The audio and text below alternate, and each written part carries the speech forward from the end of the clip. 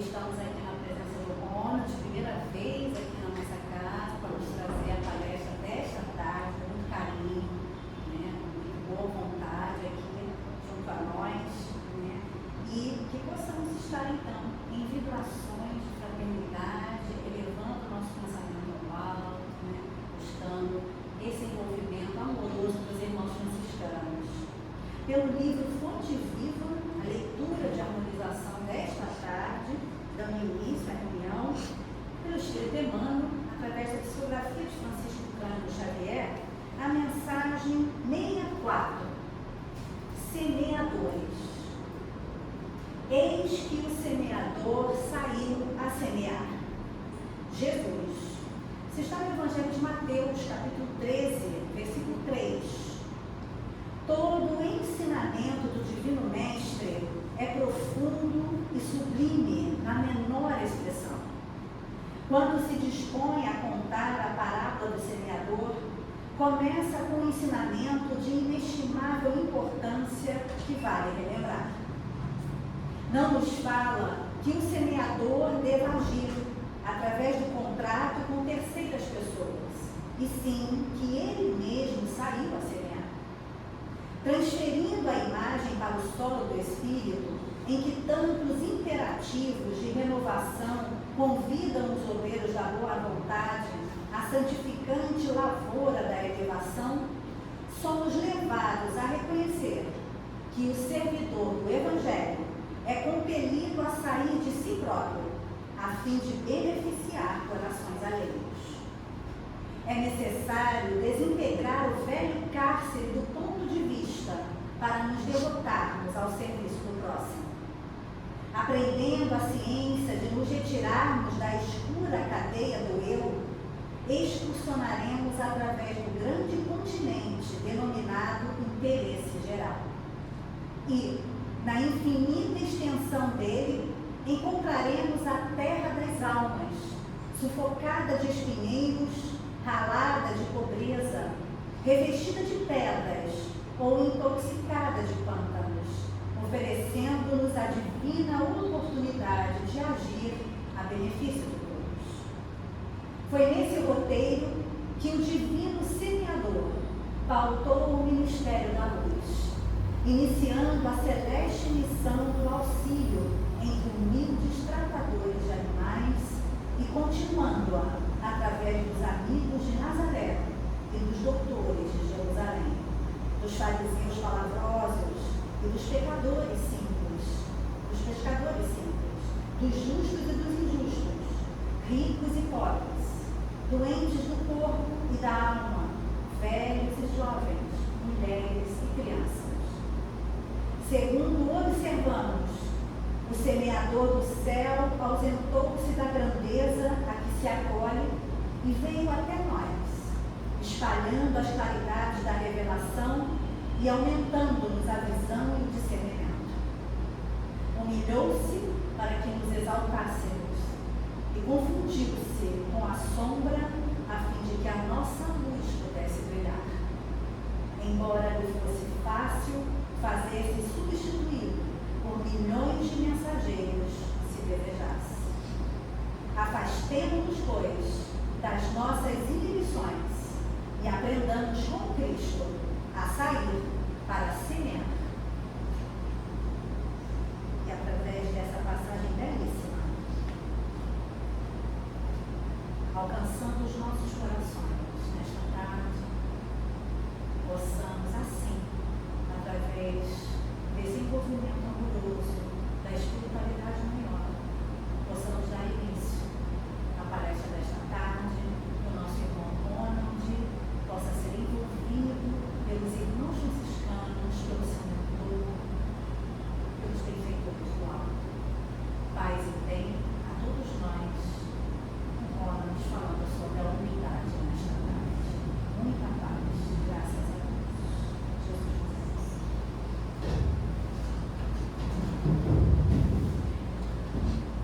Então, gostaríamos de agradecer o convite que foi feito aí pela direção da casa, agradecer a nossa amiga Aparecida, a colega Márcia, pela oportunidade de falarmos sobre Francisco de Assis e a questão da humildade, para mim é uma alegria muito grande estar aqui.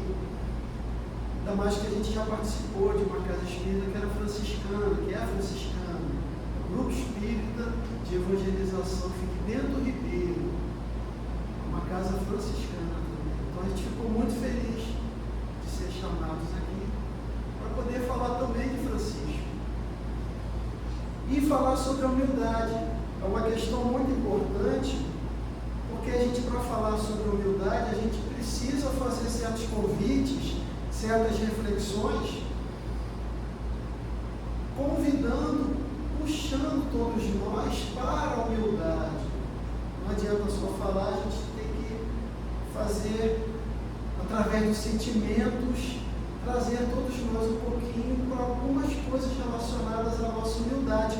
E a gente vai fazer esses convites através de algumas reflexões.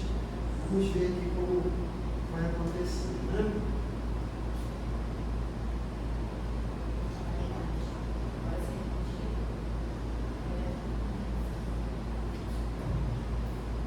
Ficamos muito felizes porque, para preparar esse estudo, antes a gente tem que falar que não é uma palestra, tá? A Márcia falou que era uma palestra, não é palestra, é um estudo, tá bom? Um estudo que qualquer um poderia ter feito, tá?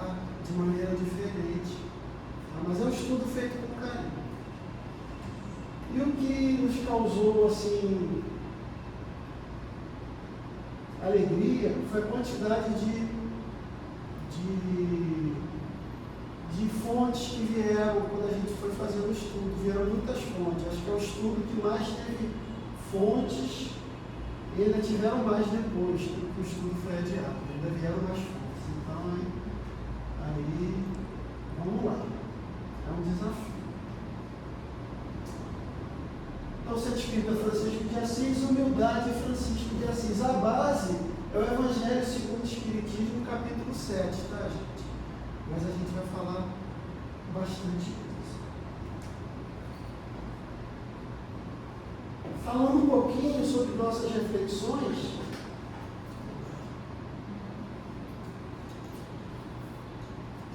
então vai o primeiro convite para a gente pensar sobre as questões da humildade. A gente tem que conduzir o estudo nesse sentido. Esse é o livro Tormentos da Obsessão, do Espírito Manuel Filomeno de Miranda, e psicografia de Edivaldo Franco. Eu, até hoje, eu nunca vi uma palestra com esse livro. Por que será? Você viu palestra com esse livro? Já? Já viu? Tormentos da Obsessão? Então, nunca vi palestra em casa espírita com esse livro. Vou ler alguns trechos rapidinho para a gente poder tratar sobre o assunto. Entre aspas, multidões desinformadas da realidade da vida banqueteiam-se na irresponsabilidade, comprometendo-se lamentavelmente por meio de condutas esdrúxulas e imorais, gerando futuras calamidades para cada um dos seus membros. E mesmo incontável número de adeptos do Espiritismo, com profundos esclarecimentos e orientação, não poucas vezes opta pela leviandade e arrogância, comprometendo-se com a retaguarda onde ficam em expectativa aqueles que forem iludidos, defraudados, maltratados pela sua insensatez. Olha, muitos espíritos, apesar do conhecimento, falham. Daí, Manuel Filomeno de Miranda explica: reunimos na presente obra várias experiências que vivenciamos no Hospital Esperança, Hospital ou Hospício Esperança, em nossa esfera espiritual, no qual se encontram internados inúmeros irmãos, falidos e comprometidos com o seu próximo, em lamentáveis estados de perturbação, cedendo uns de vingança, despedaçando outras pelas circunstâncias. Nesse manicômio espiritual encontram-se recolhidos especialmente pacientes que foram espiritistas fracassados, graças à magnanimidade do benfeitor Eurípides Barçanufo, que fundou na década de 30, 40, 1930 a 1940. Vamos falar mais um pouquinho sobre o público, para a gente ficar um pouquinho de cabelo em pé, né? E eu me coloco também nesse público, né? E se Deus quiser, se a gente for atendido nesse hospital, a gente está bem, né, Márcia? Se for atendido no hospital, está bem, né? Do tio Eurípides. Vamos lá, o público. Médios levianos, que desrespeitaram o mandato que se fizeram portadores. Divulgadores descompromissados com a responsabilidade do esclarecimento espiritual. Servidores que malograram na execução de graves tarefas da beneficência. Escritores equipados de instrumentos culturais que deveriam plasmar imagens dignificadoras e que descambaram para discussões estéreis e as agressões injustificáveis. Corações que se responsabilizaram pela edificação da honra em si mesmos, abraçando a fé renovadora e delinquiram. Mercenários da caridade bela e pura, agentes do comércio no cristianismo, do comércio com as coisas santas. Então, gente, não é porque somos seguidores do Espiritismo que a gente tem a nossa tranquilidade garantida. É uma coisa para a gente pensar. Até que ponto a gente está conduzindo nossos compromissos espíritas? De forma adequada? De coração? Ou fazendo tudo de forma formalística, sem colocar o seu coração, o seu sentimento? Uma questão interessante, que ela se repete ao longo do nosso estudo. Vamos prosseguir.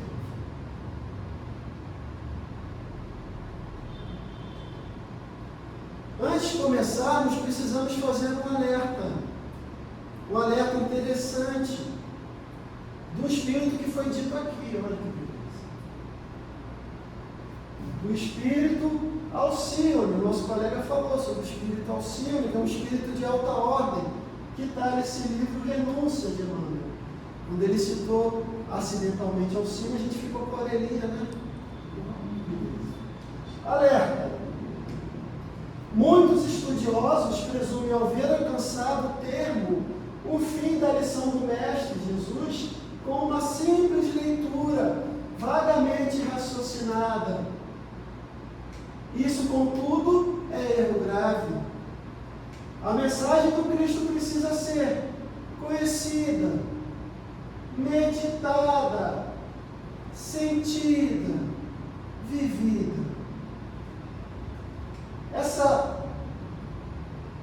Essas frases, elas são tão importantes que elas são o lema do projeto O Evangelho Redivivo da Federação Espírita. Porque a Federação, ela vem observando que nas casas espíritas as pessoas estão esquecendo de falar do Evangelho. O Espiritismo não é o Evangelho Redivivo, o cristianismo primitivo, e tem se observado que estão esquecendo de falar sobre o Cristo. Falam de tudo que querem e não falam da essência.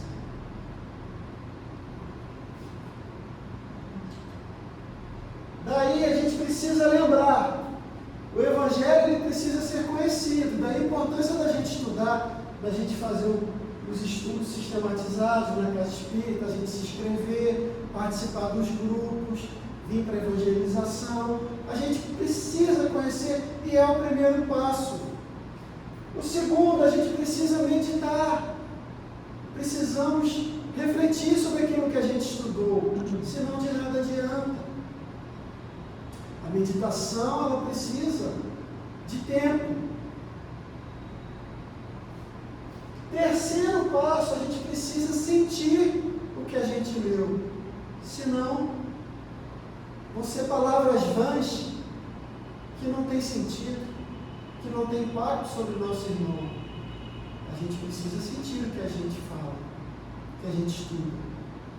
E o quarto passo, a gente precisa viver. O que adianta eu ficar citando versos, capítulos da Bíblia, do Evangelho segundo o Espiritismo, se eu não vivo? Se eu não me esforço, pelo menos, para viver aquilo que eu estou falando? Precisamos viver. E ficamos felizes que teve uma palestra do Haroldo Dutra Dias, de 6 ou 7 dias atrás, que falou nessa frase. 37 minutos. Mais da metade da palestra é só sobre essa frase que ele trabalha. Aí ele falou um aspecto interessante que eu não tinha me atentado. Ele falou o seguinte: as duas asas que a gente precisa para poder voar, não é? A asa da razão e a asa do sentimento. Tem várias outras palavras, né? Da sabedoria ou do amor. E Haroldo Dutra Dias destaca que essas duas primeiras palavras, conhecer e meditar, fazem parte da asinha da razão. Eu não tinha observado isso. É a asinha da razão. E as outras duas,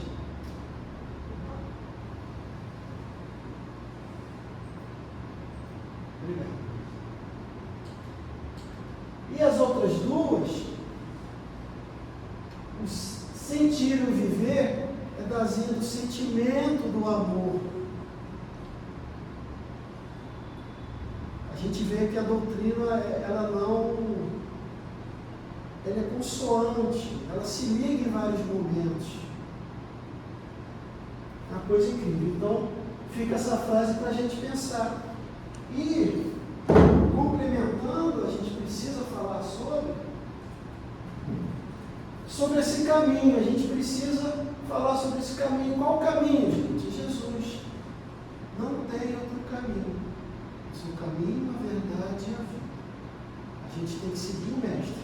Mas observe que o caminho é áspero, é cheio de pedras, não é fácil. Não tem um livro espírita que exista que fala que o caminho seja fácil. Não existe. Se tiver, não é espírita, não é cristão. O caminho é difícil. E a gente lendo o que a maestrina Joana de Ângeles fala, no livro Vida Feliz, no capítulo 161, abre aspas, todos estamos fadados à felicidade, à perfeição. O caminho a percorrer é longo, às vezes assinalado pela urze ou entulhado pelo calhau. Urze é como se fosse um arbusto, que dificulta o caminho, e calhau são pedras soltas. Aí depois eu tenho que desenhar uns arbustozinhos e as pedras soltas, aqui esse caminho está muito fácil. Todavia, o roteiro é igual para todos, porque ninguém existe que seja considerado por exceção. Olha o que a maestrina falou, Joana de Ângeles, porque a gente, hoje é um dia especial, a gente vai falar mais dela.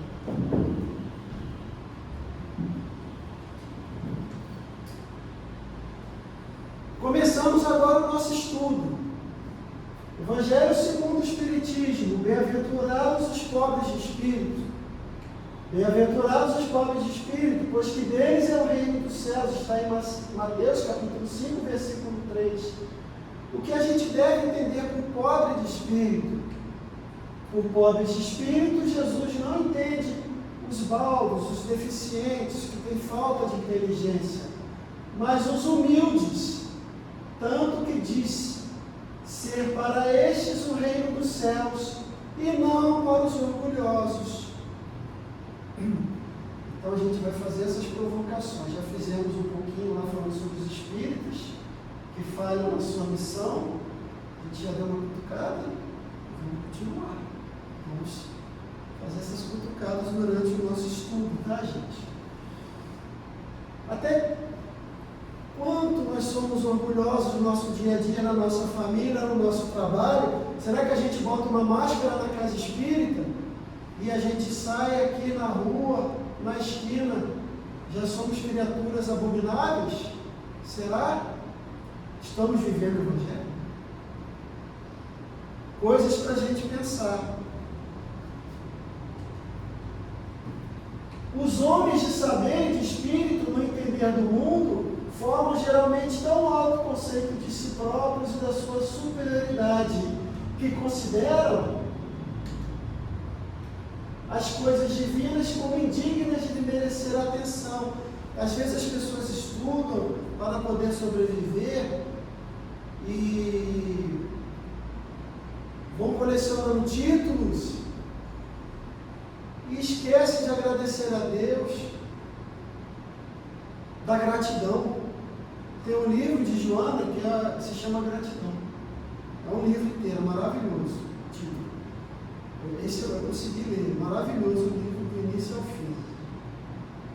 Somos gratos a Deus pela oportunidade de respirar, a gente vai falar mais sobre isso daqui a pouco, de respirar, de conseguir aqueles títulos que a gente estudou tanto, que tivemos facilidade para poder conseguir. Somos gratos a Deus porque tudo vem dele, tudo vem de Deus. Somos gratos. E aí não, pelo orgulho, a gente adquire títulos e poder e posições na sociedade e normalmente a gente esquece de pensar sobre o Mestre Jesus e sobre Deus. Isso é uma coisa muito característica de pessoas de alta classe. Às vezes elas esquecem de Deus. Nem todas, algumas.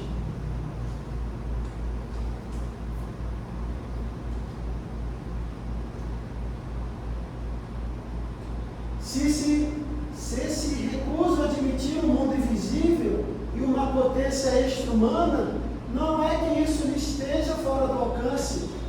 Muitos escutam, muitos presenciam fenômenos, porque são coisas da natureza, não tem nada além da natureza sobre os fenômenos espíritas, nada além da natureza. Então todos têm interação, uns mais, outros menos, mas todos nós temos interação com o mundo espiritual.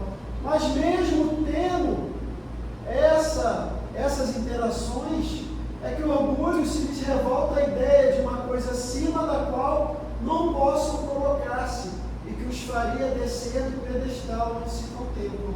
Então, a partir do momento que descobrem, tem certeza que existe um Deus que a tudo vê, uma lei que está na nossa consciência do que é certo e errado, aí o orgulho lhes bate o coração e incomoda. E eles não aceitam essas ideias, foi o que os Espíritos nos falaram.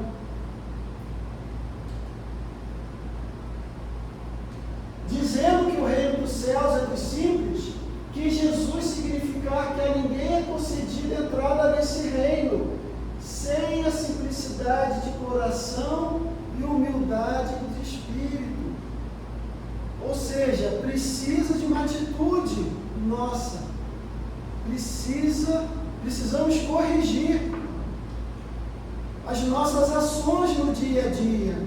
Não é porque eu nasci na família A, família B, não é porque eu tenho uma cor X, uma cor Y, não é porque eu nasci no país A, no país C, que eu vou ter a salvação. Simplesmente, o que vai me dar a salvação é a simplicidade de coração, humildade de espírito, a prática da caridade. Tanto que o nosso lema do Espiritismo, fora da caridade, não há salvação. Fora da caridade não há salvação. Vejamos o que Paulo diz na carta aos Romanos. Carta aos Romanos, capítulo 2, versículos de 9 a 11. Olha que interessante, gente. Tribulação e angústia para toda pessoa que pratica o mal. Glória, honra e paz para todo aquele que pratica o bem. Aí a gente pensaria, será que Paulo está lançando amor para outras pessoas? Não, ele fala o seguinte: porque Deus não faz acepção, distinção de pessoas. Ou seja, o que você fizer, conforme a sua conduta, você irá irá colher tribulação e angústia, se você for pelo caminho do mal. Se você escolher seguir a Jesus, naqueles caminhos difíceis, cheios de pedras e arbustos, aqui falou também dos caminhos difíceis, na página de abertura. Daí você terá glória, honra e paz para todo aquele que pratica o bem, ou seja, que pratica a caridade. Fora da caridade não há salvação. O Espiritismo, ele retoma o cristianismo primitivo. E às vezes a gente não se dá conta, porque a gente faz uma leitura superficial do Evangelho. Ou a gente nem estuda o Evangelho na casa espírita, às vezes.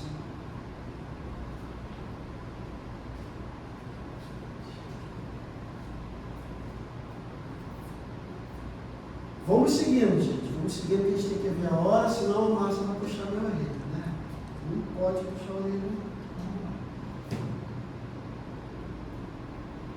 Um evento interessante que Jesus, o nosso mestre, que mostrou o caminho, quer ser salvo, siga Jesus. E ele mostra em várias ocasiões, ainda tem aquela série, né, se eu não me engano, no Netflix.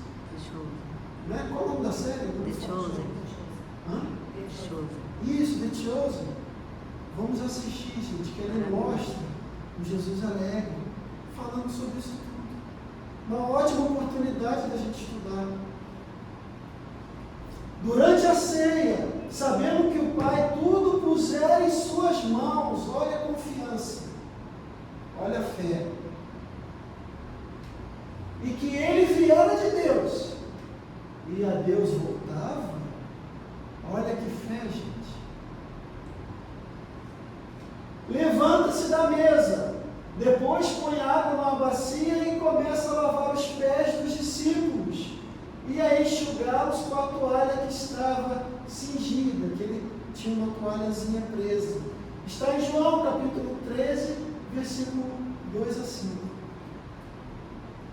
Às vezes a gente não faz ideia do que isso significa lavar os pés.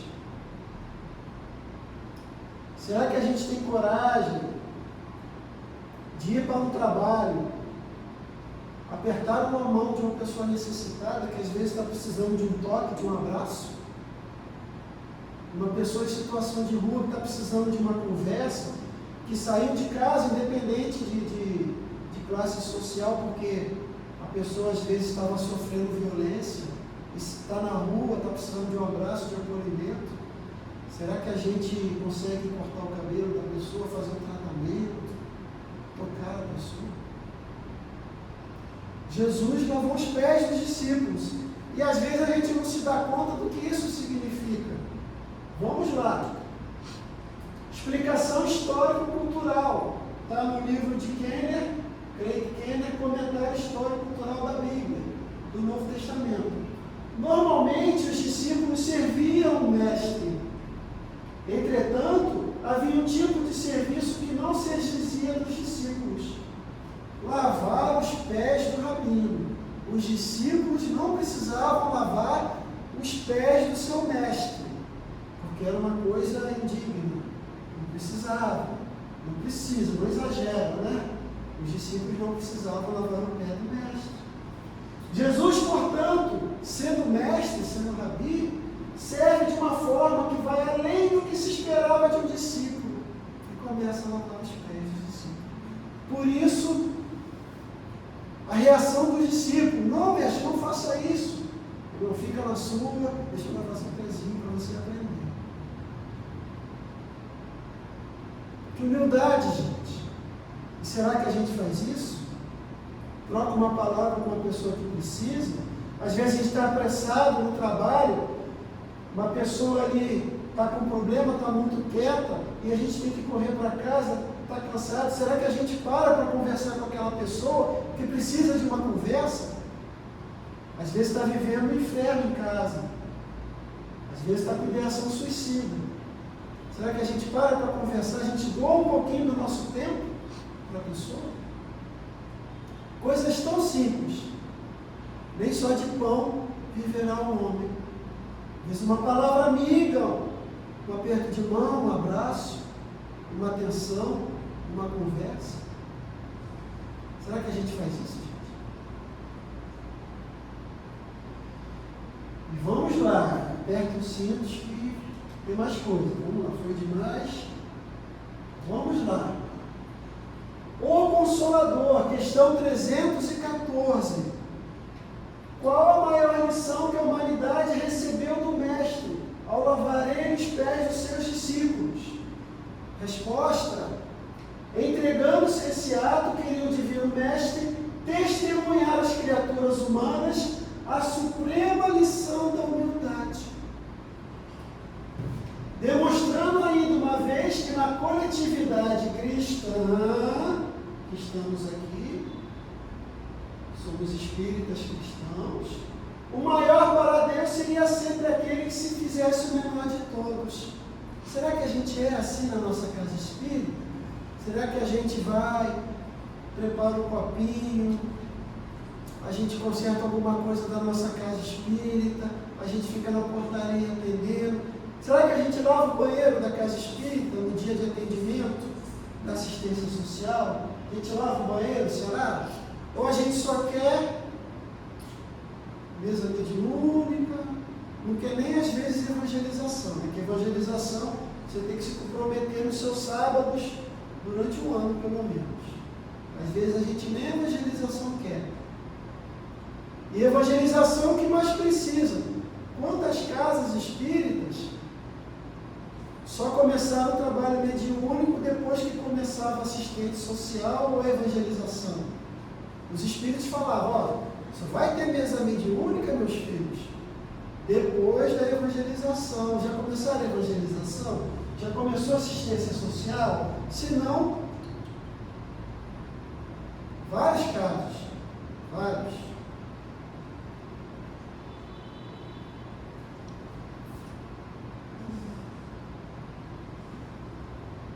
Então a gente vai, o maior para Deus seria sempre aquele que se fizesse o menor de todos. A gente lembra da terra, o menor, humus. A gente se dedicando ao trabalho, humus.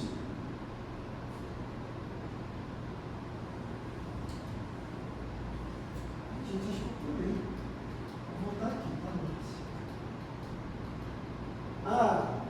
Lembrei do humus. Falei, tá, pulou, não pode pular, né, gente? Ai, meu Deus. O que significa humildade?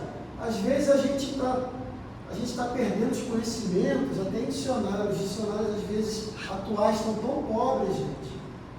As teses, as pesquisas, às vezes, estão tão pobres, que a gente tem que fazer uma pesquisa enorme. O que significa humildade? Demonstração de respeito, de submissão, que tem o sentimento de sua fraqueza, de sua pequenez. Será que a gente tem esse reconhecimento de nossa pequenez? Gente, a gente está aqui hoje, amanhã não está. Quem sabe da sua hora? Quem sabe da sua hora? E é alegre quem pode envelhecer, né? Eu ouvi essa frase, é feliz quem pode envelhecer. Eu fiquei assim, matutando, a gente envelhece, a casquinha, o corpinho vai dando defeito, não vai funcionando direitinho, a casquinha vai dando probleminha, a visão já vai caindo, a visão fica ruim, meu Deus. Mas sim, vocês imaginem o que é uma criança de 6 anos com câncer.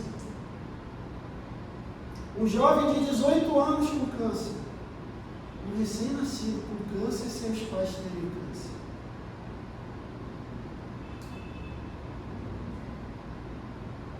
E a gente tem a oportunidade de termos vivido até aqui. Olha que bênção! Somos gratos para cada dia que vemos o sol, para cada noite que a gente pode dormir tranquilo. Somos gratos, gente. A gente não sabe o dia de amanhã. A gente não sabe da nossa programação.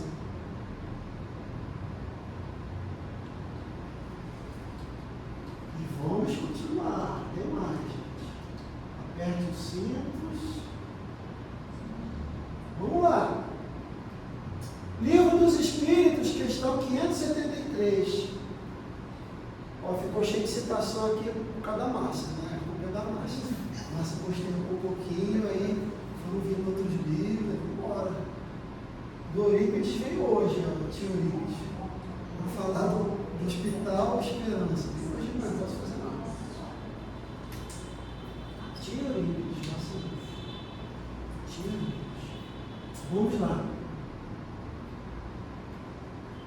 Em que consiste a missão dos espíritos encarnados? Livro dos Espíritos, questão 573. Para que a gente reencarna, gente? Para instruir os homens e lhes auxiliar no progresso. A gente está ajudando as pessoas? Estamos ajudando ou só estamos dando cesta básica? E a gente deixa para lá. Nem só de pão viverá o homem. A gente está instruindo os espíritos? Estamos instruindo os espíritos? Primeiro item, eles melhorar as instituições por meios diretos e materiais. As missões, porém, são mais ou menos gerais e importantes. O que cultiva a terra desempenha tão nobre missão como que governa ou que instrui. Aquele cidadão, aquela senhora que fica ali limpando a rua, o pessoal da Colube, que missão nobre, e a gente dá bom dia, a gente pergunta, às vezes está varrendo aqui o quintal da casa espírita, a gente pergunta, aqui é uma aguinha gelada? A gente dá bom dia, boa tarde. É tão importante que vocês já observaram como fica a cidade quando tem greve dos lixeiros, que é a pior greve que tem. As ratazanas fazem festa e a gente fica doente. Pior greve que tem. Missão tão importante quanto o que governa ou o que instrui. O cuidado que a gente tem que ter em instruir as pessoas. Olha a responsabilidade deste que vos fala. A responsabilidade. Ó, problema, né? Vamos lá, responsabilidade. Em que consiste a missão dos espíritos? Continuando. Tudo na natureza se encadeia. Ao mesmo tempo que o espírito se depura pela encarnação, concorre dessa forma para a execução dos desígnios da providência.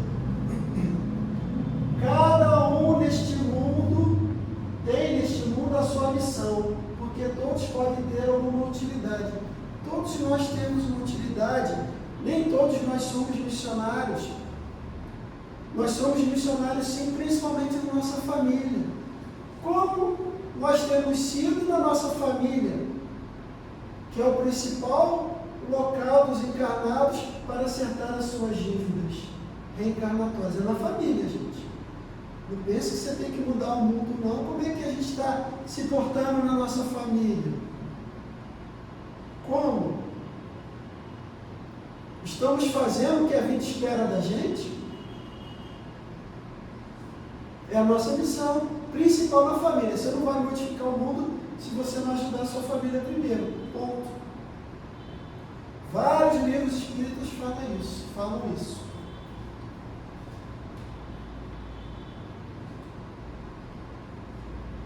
Como é aquele irmão que você não fala há muito tempo, há muitos anos, aquele tio que você não conversa, você tem um problema com seu pai, ou às vezes você provocou um problema na família, a mãe, aquele irmão que às vezes é a ovelha negra, ou às vezes você é a ovelha negra. E aí? Como nós temos nos portado na nossa família? Dentre das missões que todos nós temos, vem a missão de Francisco, e aí a gente entra para falar sobre o nosso irmão Francisco de Assis. Precisamos falar sobre o contexto histórico da época de Francisco.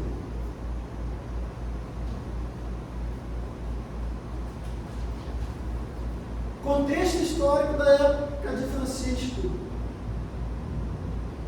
O poder arbitrário da Igreja e dos reis governantes da Europa esmagava a sociedade cansada de sofrimentos. De um lado, um luxo abusivo, a extravagância, o orgulho de classes, os ódios entre as cidades e a intriga encarregada de tornar qualquer governo sem diretriz.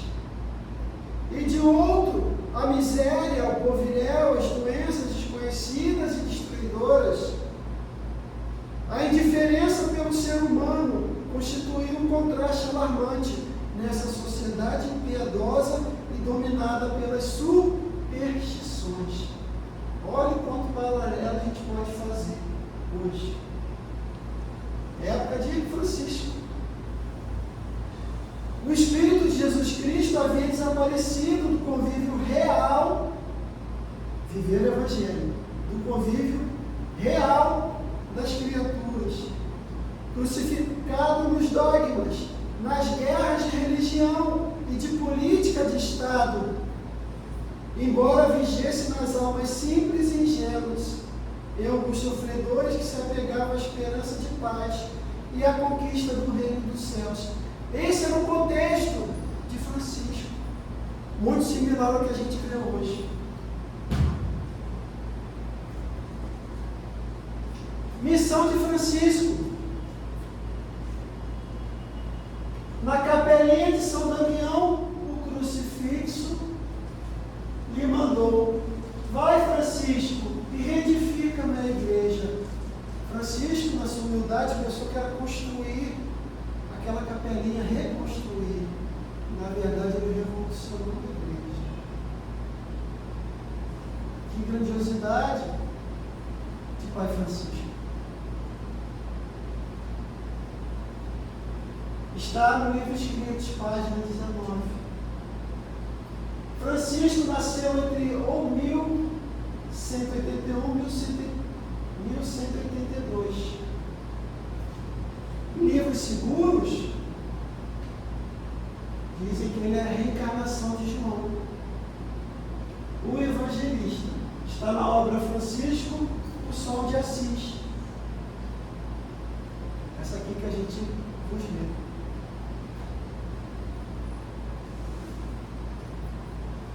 E deve alegrar-se, gente, aí a gente tem que passar para vocês, para a gente estudar, os escritos de Francisco. O que o pai Francisco escreveu. Será que a gente está seguindo? A gente não se diz aprendiz de franciscano? Ou de Clarissa?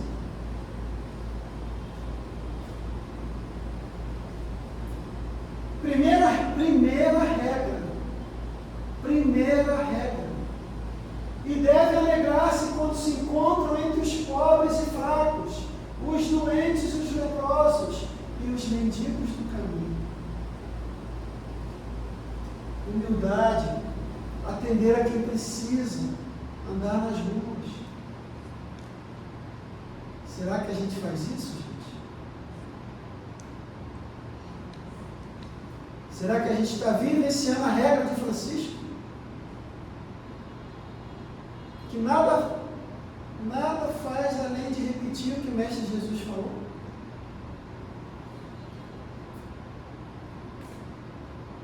Pai Francisco, com louvor e entendimento de toda a criação de Deus, ele falava: irmão sol, irmã lua, irmão vento, irmão água, irmão fogo, a irmã morte corporal. Está no Cântico das Criaturas. Irmã morte corporal. A gente vai falar mais sobre isso. E aí a gente vai dar uma cutucadinha em todos nós. Vamos nos autocutucar. Desencarne em 4 de outubro de 1226. Daí ficou sendo o dia de São Francisco. E que a gente comemora os 800 anos de seu desencarne. Olha a responsabilidade, gente.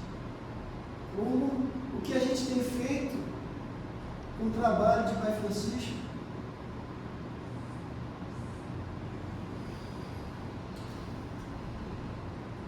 Oração diante do crucifixo de São Damião, palavras de Francisco.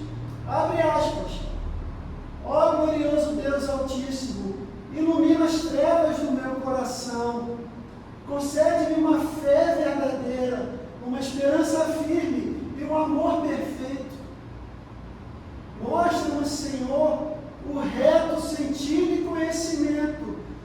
fim de que possa cumprir o sagrado encargo que, na verdade, acabas de dar. Amém. A gente não viu lá a missão dos Espíritos? Cada um deve cumprir sua missão? Olha que sintonia! Por isso que somos espíritas cristãos. A doutrina não se contradiz, ela é cristã. E temos sido cristãos?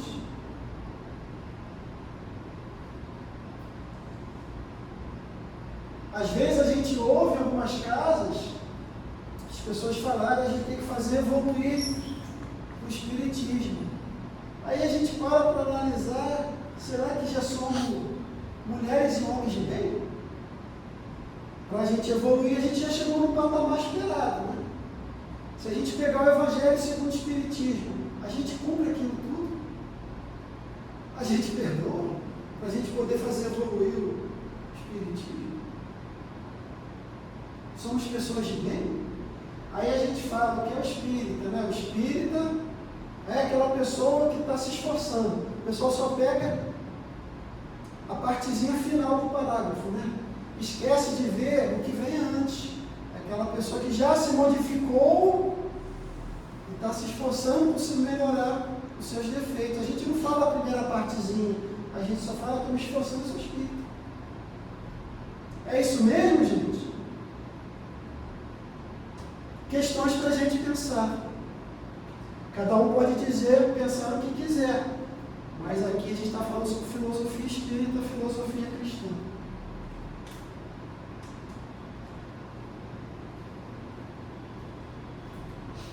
Está em Escritos de São Francisco de Assis. O cântico das criaturas, estamos no tempo. Altíssimo, onipotente, bom Senhor, senta a gratidão ao Senhor, de onde tudo vem. A Ti o louvor, a glória, a honra e toda a bênção. Sempre louvor a Deus. A gente agradece a Deus. Aí a gente lembra, se eu não me engano, no livro dos Espíritos, no Evangelho, que a gente tem 3 funções para orar, né? Pedir, agradecer e, se eu não me engano, louvar. A gente só pede, né, gente? O cara aperta, a gente só pede, né? Apertou o cara, ah, meu Deus do céu, valeu-me Deus. Ai, esquece de louvar. Os nossos irmãos católicos e protestantes, eles louvam. E está lá na função, orar e agradecer. A gente agradece todo dia de manhã, quando a gente vê, a gente encarna ainda nesse planeta. A gente agradece, gente. Está lá no livro dos Espíritos. Vocês não reclamam comigo, não. Item 6. Louvado sejas, meu Senhor, pelo irmão vento, pelo ar e nuvens, e sereno, e todo o tempo, por quem nos dá a tuas criaturas o sustento. O tempo. A gente valoriza o tempo. Aí eu lembrei aqui as flores bonitas. Quem está aqui do lado de Francisco, gente? Fale para mim, por favor. Quem está do lado de Francisco? Hã? Quem vocês acham que está ali na figurinha? Clara de Assis. Ai, meu Deus, que mentira, beleza, né? E às vezes a gente não valoriza, né, gente? Ai, meu Deus. Deixa eu ver aqui minha cola, tá, gente? Tem que ver minha colinha. Ah, chega com a linha. Normalmente, quando a gente fala de Clara, cadê Clara? Mais um. Que beleza, né? A gente não valoriza o que a gente tem. Quando a gente fala de Joana de Ângeles, a gente está em quase todos os livros de Joana, que ela tem 3 encarnações conhecidas, né? Você já deve ter lido no pezinho ali, que é Joana de Cusa, Sor Joana Inês de la Cruz, uma grande poetisa, e Sor Joana Angélica, foi da Bahia, né? Só se passar por cima do meu cadáver. Ela falou isso na frente dos portugueses e mataram ela. por cima do macaco. Mas tem uma quarta reencarnação que a gente não costuma falar, que a própria Joana ela não gosta de falar. Às vezes tem dirigentes espíritas que conviveram com Divaldo Franco, tá, gente? Existem dirigentes que conviveram, recebiam Divaldo Franco em sua casa na Bahia. Isso aqui é fato. E está nos livros. A quarta encarnação, que não se diz muito, é que Joana era Clara de Assis. Quanta riqueza dos livros que a gente está tendo. Quantas fontes que a gente pode estudar. E um dos livros de Joana é Gratidão. Gratidão a Deus.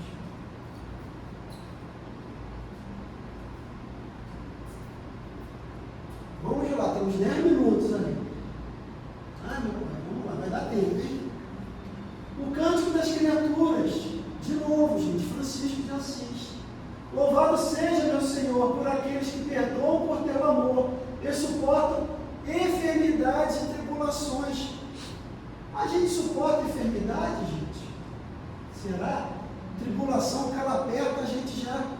Ai, meu Deus. Será que a gente suporta mesmo?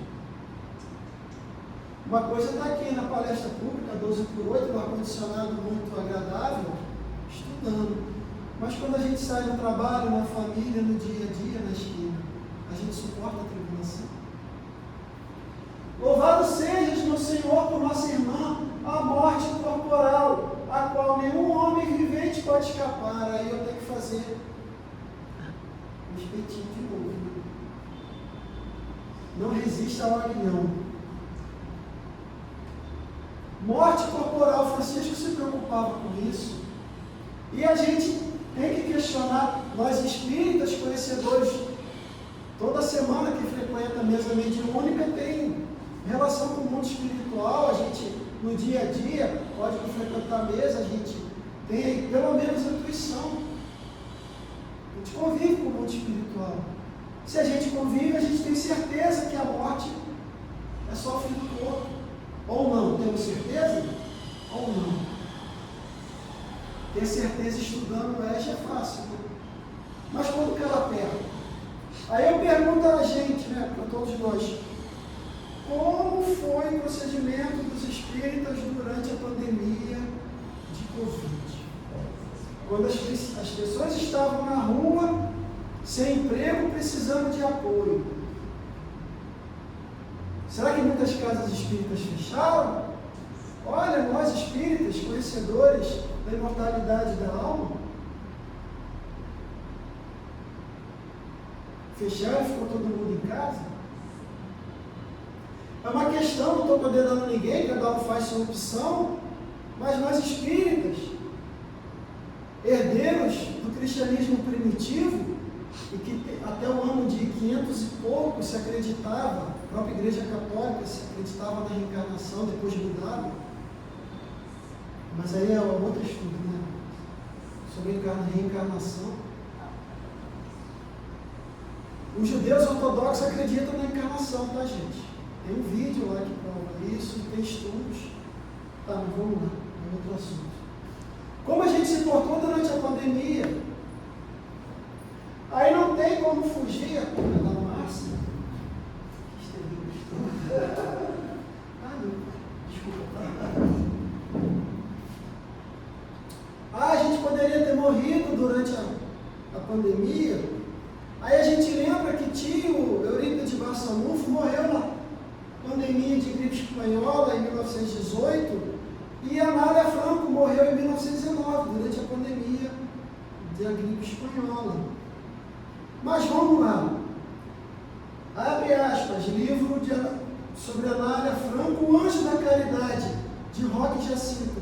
A Amália Franco é muito pouco conhecida aqui no Rio, é mais em São Paulo, né? Tem até shopping com o nome de Amália Franco.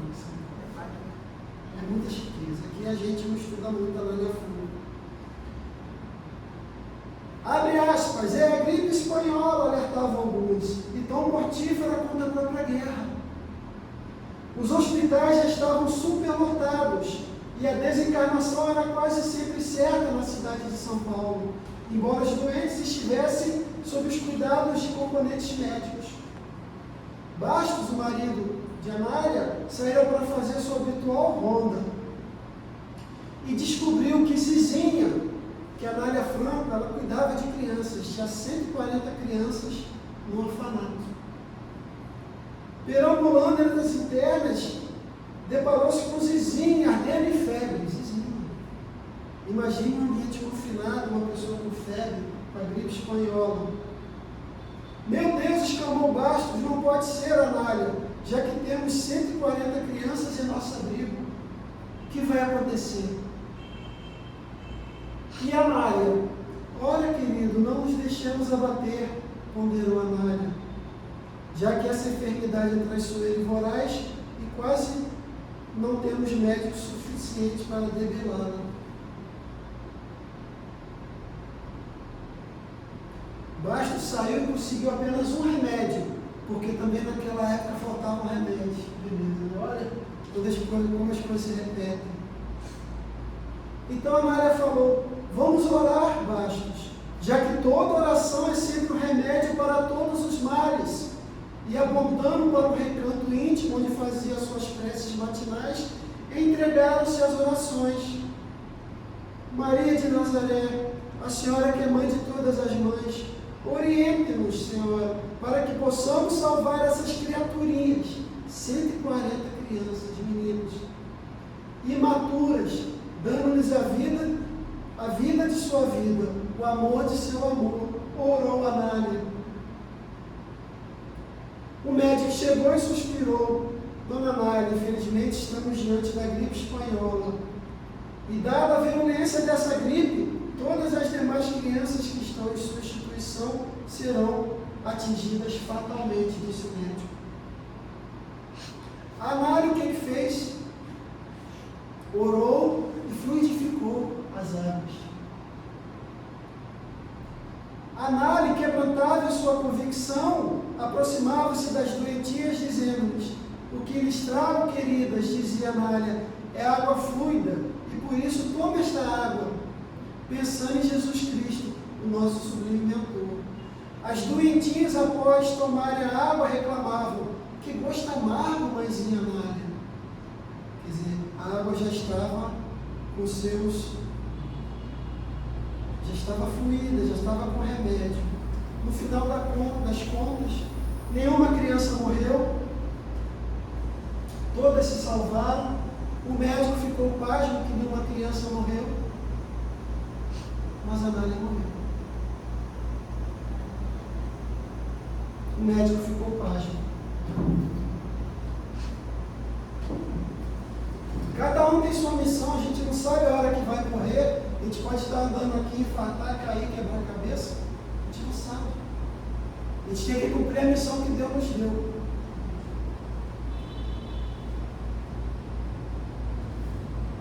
Carta a todos os fiéis, segunda redação, de como cada um se deve julgar. Não devemos ser sábios e prudentes segundo a carne, mas procuremos ser simples, humildes e puros. Ai, que bom, vai dar certinho. Exortações, 23ª, verdadeira humildade. Bem-aventurados os que se mostram tão humildes entre seus súditos, como entre seus superiores. Somos assim? Tratamos da mesma maneira o chefe quanto o subordinado? Sei lá.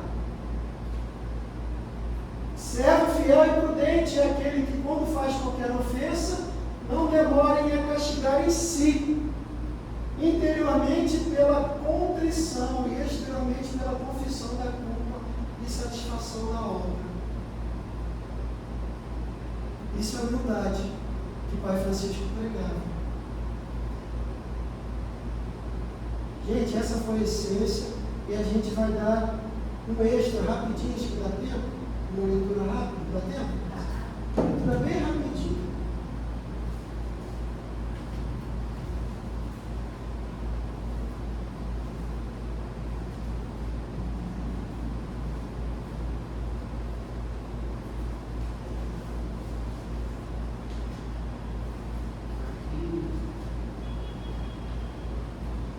que humildade significa terra, humus, que serve para nutrir as plantas. Aí a gente tem um vermezinho aqui, ó, uma cobrinha aqui, um vinho aqui, que é uma vermezinha de óculos. Então vamos tirar o lindo caso de Chico Xavier, na defesa do verme, capítulo 62. Um confrade entusiasta elogiava o Chico a queima-roupa, ao fim de movimentar a sessão pública, e o médio desapontado exclamou: não me elogie desta maneira, isto é desconcertante, não passo de um verme neste mundo. Emmanuel, junto dele, ouvindo a afirmação, falou-lhe paternal: o verme é o excelente funcionário da lei, preparando o êxito da sementeira pelo trabalho constante no solo, e funciona ativo na transmutação dos detritos da terra, com extrema fidelidade ao papel de humilde e valioso servidor da natureza. Não insulte o verme, pois comparando-se a ele, porquanto muito nos cabe, ele se colocou, nos cabe ainda aprender para sermos fiéis a Deus, na posição evolutiva que já conseguimos alcançar. Para Chico Xavier. Então agradecemos a oportunidade de virmos aqui falar sobre um assunto tão importante para a gente, e para falar um pouquinho sobre Francisco de Assis. Graças a Deus.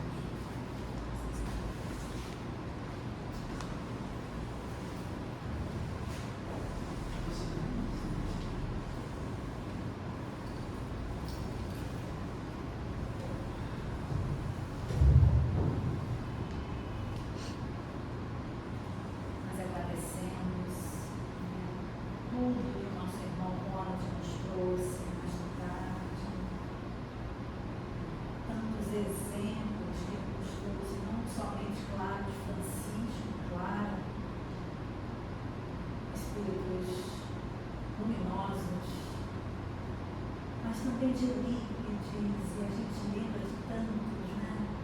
Tantos missionários, Joana, que ele trouxe aqui para nós, Amália Franco, olha, quantos exemplos, que possamos nos fortalecer nesses exemplos, pois como é bom fazermos o bem, como é bom olharmos para o nosso semelhante, nos colocarmos para o outro com essa sinceridade no nosso coração, como irmãos que somos, essa humanidade nossa. Então fechamos nossos olhos, aproveitando este momento, agradecemos por tudo.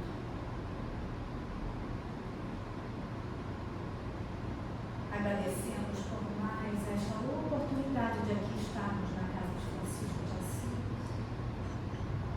e de recebermos todas essas mensagens, nos impulsionando no caminho do bem e da verdade, para que possamos auxiliar a todos sem distinção. Que os nossos irmãos franciscanos